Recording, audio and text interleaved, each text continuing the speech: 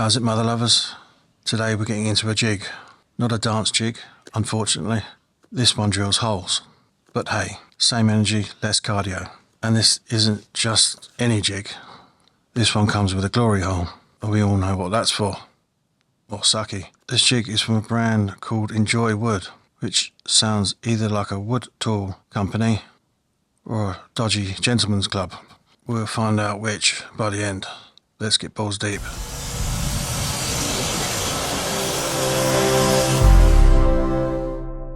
Backstory is Josh asked me to get a jig for his kitchen build. Being the good friend I am, sure mate, I'll spend 3 hours on Banggood instead of doing literally anything else with my life. After scrolling through more listings than Tinder addict, this one looked the best. Was I wrong? Was this jig actually a catfish? Let's find out. It arrives packaged like your mum used to pack your school lunch.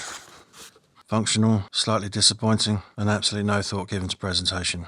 Inside though, you get a lot.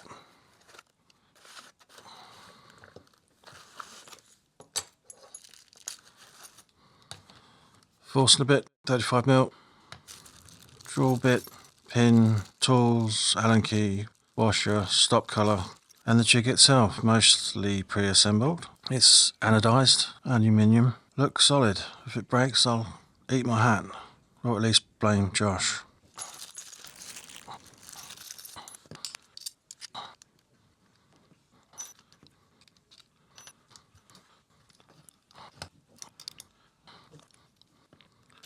Now, here's where it gets smart. The bit holder, where the force of the bit sits, actually twists and locks into place. Like so. This means nothing lifting out mid-cut. Very clever, very un-Banggood. The whole thing costs about 50 quid. To put that into perspective, force and a bit, half decent force and a bit's about 20 quid, which makes this jig roughly 2.5 force and a bit, quick force and a rent. I don't particularly like these ones with the teeth on the side like this. They drift like a teenager learning to drive, but in this jig, definitely unlikely. Important part, heat kills force and a bits, like me in a sauna. How do you know when you're getting it right? The speed, the shaving's coming off. They should either come off like a clingy Daction or curly big fluffy flakes. If you're getting dust, you're burning money. Drill in and out every 3 to 5 mil to let it cool and drop any clogging going on at the bottom. Treat it like a train going in and out of a tunnel. Both fun, both necessary. And if you want the Rolls Royce of force and a bits, get fish. That's spelled F-I-S-C-H. They cost about 35 quid, I think, and they'll last at least twice as long as these bits do. Once you've tried fish, you'll be showing strangers how clean your holes are. Don't get arrested. The pilot hole guide doesn't lock in, it's not magnetic. Is that ideal? No, it's not the end of the world. Also comes with the drill bits that fit these. And the glory hole.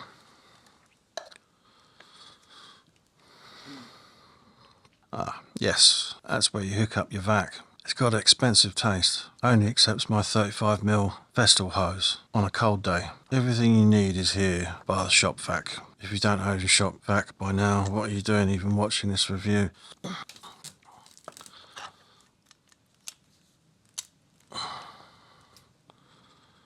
This jig's got a setting for hinge stops at 68mm.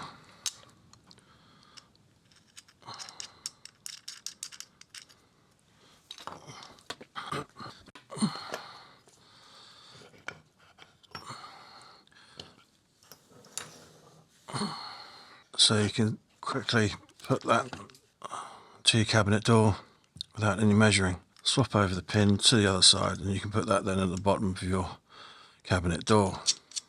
Or you can use the built-in ruler or ignore both and just eyeball it like a cowboy. The two other pins set the distance between the door edge, depending on the hinge type. Handy. And for the old boys, there's a metric to imperial conversion at the top here, because apparently Britain still can't decide if we're in Europe or 1953. Setting up this force a bit. This bushing goes on first, then your collar. That spins lovely and freely with that bushing on. Handy for when you're power driving your wood. A nice touch. What it doesn't have is instructions. Not even badly translated instructions. Nothing. So, what do we think? Game changer? Saves a ton of time and all the features you need. Barely any marking out to do, so less cleanup for 50 quid. Worth its weight in gold in my opinion. Compare it to the Blum jig at 300 quid. Yes, the Blum has better clamping, so you don't need your workpiece hanging off the bench like a drunk at closing time. But is that worth the extra 250 quid? Absolutely not, in my opinion. But the other nice thing about the Blum tool is you have one Torx bit in your driver and you can do every single function for that. There's no changing bits or drivers at all. So I mean, your Torx bit's going to be running the drill bit, it's going to be running the Forstner bit, the works. No tool changes, no faff. Save seconds every hinge, which in kitchen building terms is hours of swearing. But for 50 quid, I know where I sit on this hill, and it's not on the Blum. We're going to get on using it, and Josh is going to give me his opinion on it too. My name's Michael Gay. Josh, and I'm a good little doggy. Right, so we're going to have a look at this Banggood Enjoy Wood Concealed Hinge Jig. 4 cabinet hinges. These are a DeGrasse hinge for 36mm thick cabinet doors, because we are using 36mm thick cabinet doors. Which is irregular, isn't it? Yeah, they're not usually that thick. It's just what we've been asked to do on this particular job. Usually you'd go from like 18 to 22, but in this case it's been around 32 to 35 thickness for these reclaimed doors that we're making. Yeah, let's see this. We've had to add some washers in here just to pack it off, because as per this will do 18 to 22, 25mm. So we've packed it off. We've marked out our positions here already. These are a full overlay hinge, so the door overlays the cabinet entirely. So we're just going to pop that on there, clamp it down. It's set at the 6mm offset because that's what we need it to be set at. Okay, just for those. Here we go, bit of extraction. Sucky. Offerings to the gods. Now let's go and put the hoover on.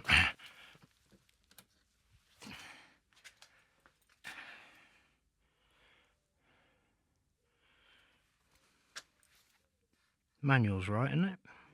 Okay. It's not plugged in. Oh, it's always good to plug your extraction in at some point if you want to use it. There we go. We've already set the depth. It's about 1mm to 2mm deeper than the actual base of the hinge there. I have noticed that it likes to rotate, so it's best to keep hold of it. There we go. Now we come along with this, and that gives us our positions for these 2 holes here, our fixings. We get the supplied drill bit ready to rock and roll. That's good. Come down to that. Nicely lined up. Whoop. Lovely, beautiful, clean hole. It's a bit sticky occasionally. There we go. Now we've taken out our extra support washers to bring it up for the door. We've adjusted it down so it'll do the 18mm cabinet. So we pop that on. We've marked our lines out at 79 up. It wants to go in. We're not going to use the extraction on this because it's just drilling. It goes in there. Because our offset is 32, we're drilling to these ones.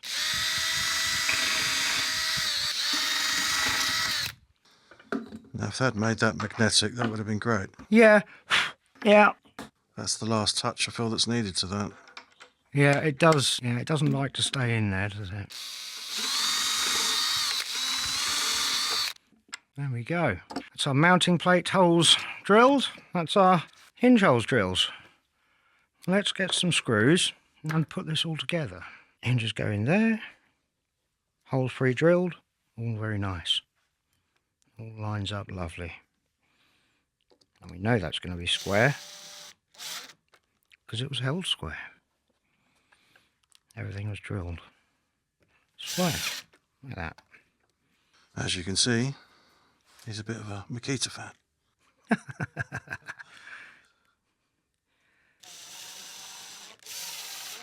There you go. Okay. So we can get these on the right way around.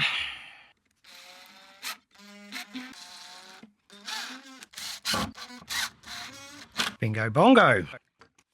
See if it's even remotely like it should be.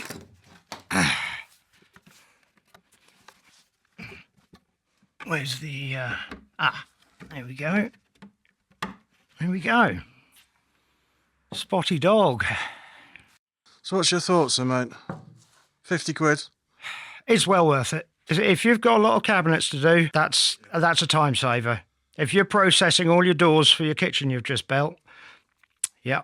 Unless you've got the Blum amazing drilling machine that does, all of it all at once, that is going to save you time. It's going to save you a lot of marking out. If you had 300 quid spare, or which one would you pick, the Blum or the Enjoy Wood jobby? That depends on your circumstances and the job you're doing. I mean, if you're doing lots and you're solely using Blum, then you might as well go with pay the extra and get the right one. But this, for the general use and for generally doing the occasional door, is perfect. Yeah. It really is. Yeah, I mean, I can't fault it. I mean, the only thing... It's the toggle clamp. I mean, we can always do better with toggle clamps. More adjustability, so you can go to a thicker door, and a stronger clamp. These lever handles, I mean, they bend like cheese, really.